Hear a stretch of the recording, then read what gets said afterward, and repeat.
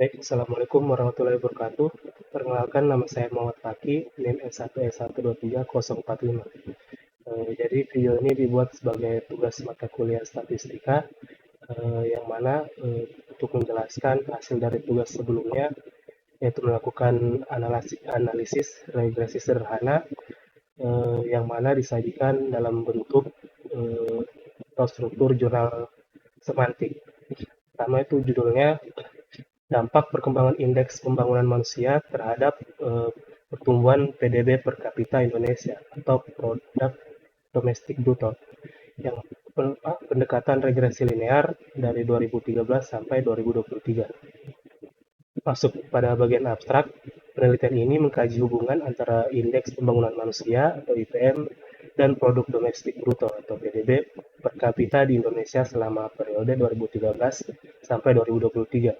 Studi ini penting dilakukan mengingat IPM merupakan indikator kunci dalam mengukur kualitas sumber daya manusia yang berpotensi mempengaruhi pertumbuhan ekonomi.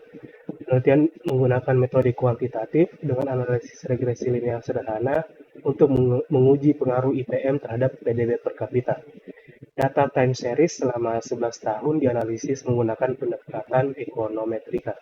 Hasil penelitian ini menunjukkan adanya hubungan positif dan signifikan antara IPM dan PDB per kapita Indonesia, di mana setiap kenaikan 1 poin IPM berkontribusi pada peningkatan PDB per kapita.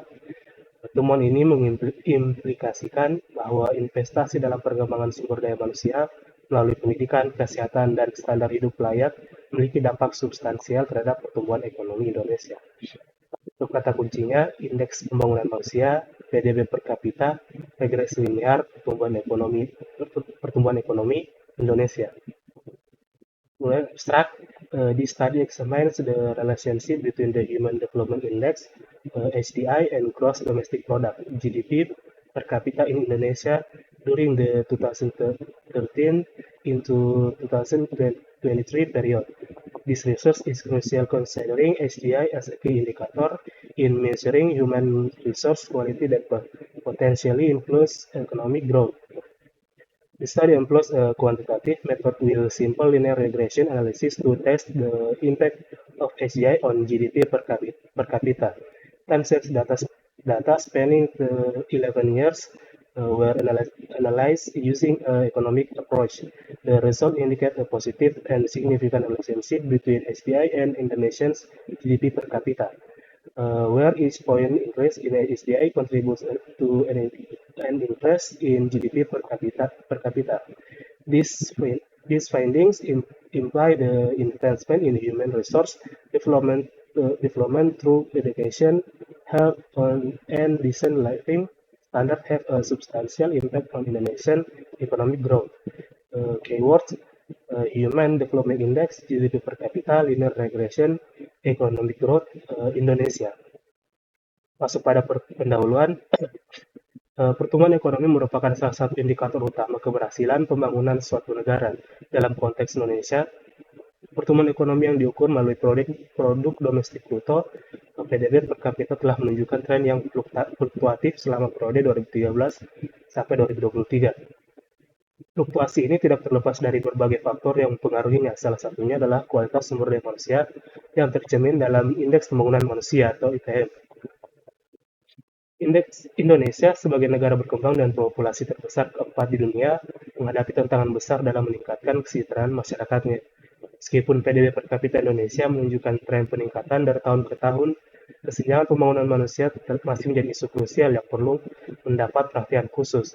Menurut World Bank tahun 2022 mencatat bahwa Indonesia masih tertinggal dalam aspek pembangunan manusia dibandingkan dengan negara-negara tetangga di kawasan ASEAN seperti Singapura, Malaysia, dan Thailand. Beberapa penelitian terdahulu telah mengkaji hubungan antara IPM dan pertumbuhan ekonomi. Penelitian yang dilakukan oleh Vilasari dan Amelia pada 2022 menunjukkan adanya korelasi positif antara IPM dan PDB per kapita. Sejalan dengan itu, studi yang dilakukan oleh Setiawan dan Hakim tahun 2013 mengungkapkan bahwa terdapat hubungan signifikan antara indeks pembangunan manusia atau IPM dan produk domestik bruto atau PDB. Sementara itu, menurut Kirianto dan Findi pada tahun 2013, dalam penelitiannya di tingkat provinsi di Indonesia menemukan bahwa provinsi dengan IPM tertinggi cenderung memiliki PDB per kapita yang lebih tinggi pula. Namun masih terdapat kesenjangan dalam penelitian-penelitian sebelumnya, terutama dalam konteks analisis terkini yang mencakup periode pasca pandemi COVID-19. Perubahan dinamika ekonomi global dan tantangan baru dalam pembangunan manusia memerlukan kajian yang lebih mendalam untuk memahami hubungan antara kedua variabel tersebut dalam konteks Indonesia terkini. Dan masuk pada metode penelitian, penelitian ini menggunakan pendekatan kuantitatif dengan metode analisis regresi linear sederhana. Penggunaan metode ini dipilih karena sesuai dengan tujuan penelitian untuk menganalisis pengaruh satu variabel independen atau IPM terhadap satu variabel dependen, PDB per kapita. Jenis dan sumber data yang digunakan dalam penelitian itu adalah data sekunder type, time series, tahunan periode 2013 sampai 2023. Data PDB per kapita diperoleh dari World Bank, sementara dari IPM bersumber dari Badan Pusat Statistik atau BPS. Untuk keperluan analisis regresi linear data akan diolah dengan pertama GDP atau PDB per kapita sebagai variabel dependen atau Y dengan yang diukur dalam US dollar. Kemudian indeks pembangunan manusia atau IPM sebagai variabel independen atau X yang diukur dalam skala 0 sampai 100. Untuk model regresi yang digunakan dirumuskan itu seperti berikut. Y sama dengan B0 tambah B1 kali X ditambah dengan error, di mana Y adalah PDB per kapita sebagai variabel independen, X adalah IPM sebagai variabel independen, B0 ada konstanta atau intercept, B1 koefisien regresi, dan E atau error atau random error. Untuk data dan sampelnya di sini sudah disajikan dalam tabel yang berisi data IPM dan PDB per kapita Indonesia dari 2013 sampai 2023. Dan untuk scatter plot adalah salah satu jenis diagram dalam analisis statistik yang digunakan untuk menggambarkan hubungan antar dua variabel. Diagram ini menampilkan data dalam bentuk titik-titik pada koordinat kartesian, di mana setiap titik mewakili pasangan nilai dari dua variabel yang diukur. Scatter plot sangat berguna untuk mengidentifikasikan pola hubungan, korelasi, atau distribusi data antara variabel independen dan dependen. Jadi ini merupakan hasil dari bentuk scatter plotnya. Dari scatter plot terlihat bahwa ada hubungan positif antara IPM dan GDP per kapita. Ini berarti bahwa seiring dengan peningkatan IPM, GDP per kapita juga cenderung meningkat. Semua titik menunjukkan kecenderungan yang sama dan sebagian besar titik data menunjukkan pola yang konsisten atau lebih mendekati dengan garis linear ini, yang menunjukkan bahwa data tidak memiliki outlier yang signifikan. Berdasarkan hasil scatter plot ini, karena terdapat sebuah garis linear, berarti dapat dilakukan analisis regresi linear sederhana. Masuk ke hasil dan pembahasan, sini kita akan melakukan langkah-langkah untuk analisisnya. Untuk pertama-tama kita perlu mencari rata-rata dari variabel X dan variabel Y dengan rumus X rata-rata itu sigma X atau sum of X, jumlah dari X-nya, dibagi dengan N atau jumlah datanya. Begitu juga dengan Y rata-ratanya, sigma Y atau sum of Y, jumlah Y, dibagi dengan jumlah datanya. Begitu adalah tabel dari nilai X rata-ratanya dan Y rata-ratanya. Di sini kita dapatkan 71,15909091. Untuk Y rata-ratanya 3982,981818. Setelah mendapatkan rata-rata, kita dapat melanjutkan mencari nilai B0 dan B1 dengan rumus B1 sama dengan sigma X dalam kurung X kurang X rata-rata, Y kurang Y rata-rata, dibagi dengan sigma X kurang X rata-rata dipangkat 2. Dan B0 itu Y rata-rata dikurang B1 atau X rata-rata. Jadi di sini B0, B1-nya itu sebagai intercept, sebagai apa, X variabel 1 dan B0 itu sebagai intercept seperti rumus yang ada pada sebelumnya. Jadi untuk di sini sudah merupakan disajikan nilai perhitungan dari sigma X kurang X rata-rata kali Y kurang Y rata-rata dan sigma X kurang X rata-rata kuadrat.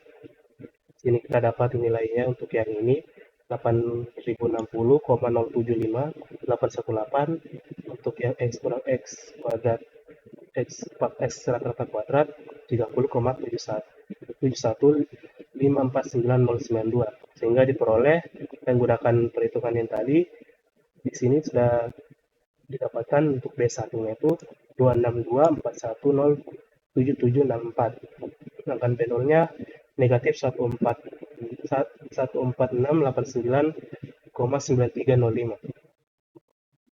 Setelah mengetahui nilai B1 dan B0, kita dapat melanjutkan mencari nilai Y topi atau Y prediksi dengan rumus Y prediksi sama dengan B0 ditambah B1 dikali X. Atau telah disubstitusikan prediksi PDB-nya untuk Y prediksi itu sama dengan negatif 14689,9305 ditambah 262,4107764 dikali dengan nilai IPM-nya atau X. Kemudian perlu menghitung nilai error sebagai perbandingan nilai prediksi dengan nilai aslinya, yaitu dengan rumus error sama dengan nilai variabel dependen atau nilai aslinya dikurang dengan nilai prediksi. Di sini sudah disajikan juga tabel dari hasil penggunaan rumus ini untuk mencari nilai error dan mencari Y prediksinya dari 2013 sampai 2023. Dari rumus tersebut atau menggunakan rumus yang ini Y prediksi, kita sudah dapat memprediksi nilai Y. Misalnya jika IPM-nya sama 74, atau di sini X-nya sama dengan 74, nilai prediksi dari PDB-nya sekitar kita gunakan rumus yang tadi, yang ini kita masukkan IPM-nya itu 74, maka kita dapatkan PDB prediksi dari PDB-nya itu sekitar 4728,466979 US dollar. Selanjutnya, kita juga perlu menentukan sum of square root total atau SST untuk menilai seberapa baik model dalam prediksi nilai Y. Adapun rumusnya itu SST sama dengan sigma Y kurang Y rata-rata dikuadratkan. Ini sudah disajikan lagi tabel dari nilai SST-nya. Untuk nilainya itu didapatkan 2767886,796. Selanjutnya adalah mencari SSE atau sum of square error yang digunakan untuk menilai kesalahan dalam prediksi model regresi, yaitu SSE sama dengan sigma E kuadrat atau sigma Y kurang Y prediksi kuadrat. Ini juga sudah ada juga tabelnya untuk hitung SSE-nya dan didapatkan SSE-nya itu sama dengan 652836,0428. Dan selanjutnya mencari SSR atau sum square regression yang digunakan untuk mengukur variasi yang dijelaskan dalam model. Itu SSR sama dengan sigma Y prediksi dikurangi Y rata-rata dikuadratkan. Di sini lagi untuk tabelnya mencari nilai SSR. Nilai SSR itu didapatkan 2115050,754. Dari perhitungan SST, SSR, SSE dan SSR tadi kita dapat buktikannya dengan rumus SST sama dengan SSE tambah SSR. Jadi ini bentuk lain dari mencari nilai SS. Ketiga sum of square tadi, jika kita masukkan nilainya, sini menghasilkan nilai yang sama. Artinya perhitungannya bisa dibilang benar. Selanjutnya menentukan koefisien determinasi yang menjelaskan proporsi variasi total dalam variabel dependen atau Y yang dapat dijelaskan oleh variabel independen atau X dalam model. Adapun untuk rumusnya sama dengan R kuadrat atau R square sama dengan SSR atau sum of square root sum of square regression dibagi dengan SST atau sum of square total. Kemudian kita tentukan koefisien korelasi. Koefisien korelasi adalah ukuran yang berhubungan dengan koefisien determinasi atau yang berhubungan dengan R square dan digunakan untuk mengungkapkan derajat atau kekuatan hubungan linear antara variabel. Koefisien ini biasa dinyatakan sebagai R dan dapat berupa angka di antara -1 dan +1, termasuk nilai tersebut.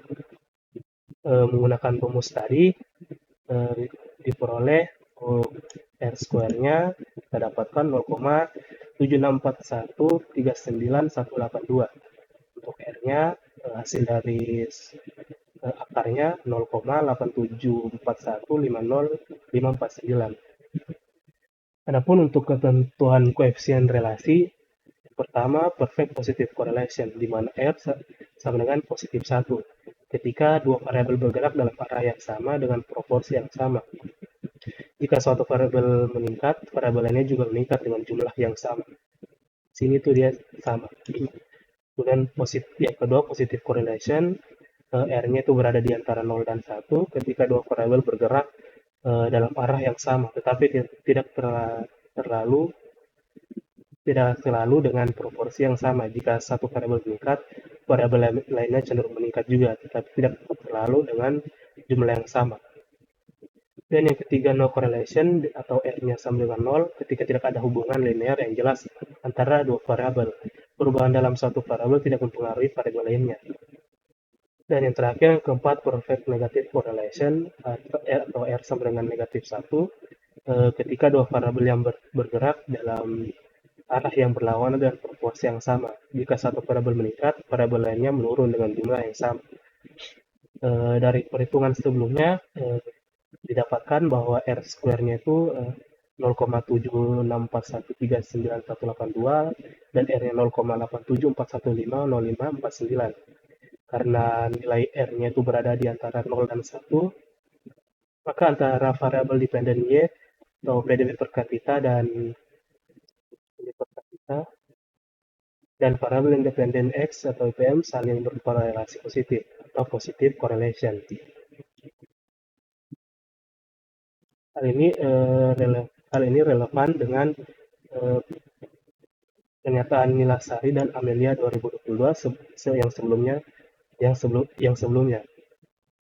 Sebagai perbandingan juga, hasil analisis yang telah kita lakukan akan dibandingkan dan hasil analisis menggunakan add-in analisis toolpack yang untuk menghitung regresi pada software Microsoft Excel dengan hasil analisis seperti berikut. Di sini untuk nilai R square dan R-nya itu sama. Kemudian di sini untuk jumlah datanya.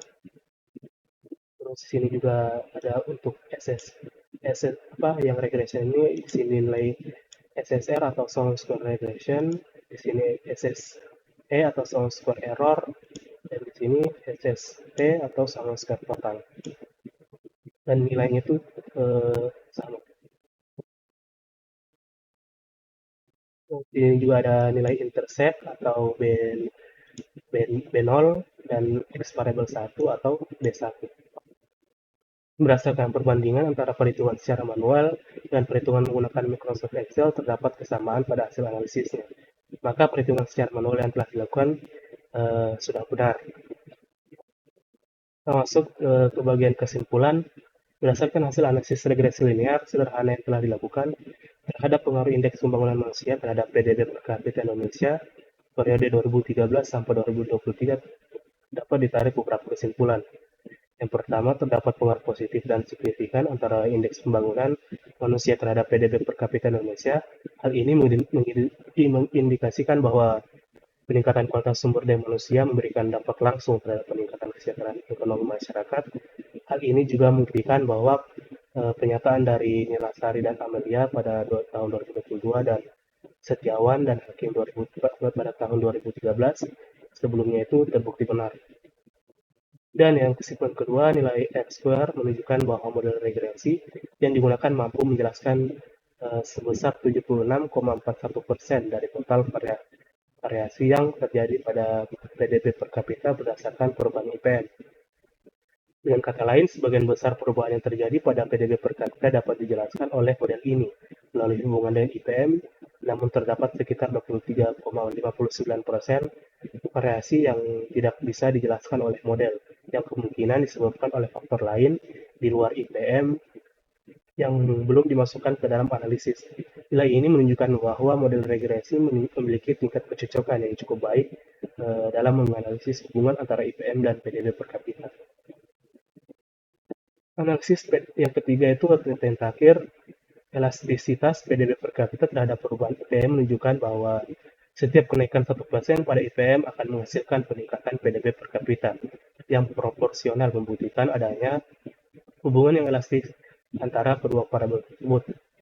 Adapun mungkin untuk sarannya, berdasarkan hasil penelitian ini, penelitian selanjutnya disarankan agar dapat mempertimbangkan penambahan variabel-variabel lain seperti investasi, infrastruktur, atau teknologi untuk mendapatkan gambaran yang lebih komprehensif tentang faktor-faktor yang mempengaruhi PDB per kapita Indonesia. Jadi sampai situ mungkin saja hasil dari analisis regresi yang telah saya lakukan. Ini telah didapatkan hubungan antara kedua variabel dan juga dapat dilakukan prediksi menggunakan rumus Y prediksinya tadi. Itu yang tahu yang jadi sekian dari saya, lebih dan kurang mau dimaafkan. Sekian, assalamualaikum warahmatullahi wabarakatuh.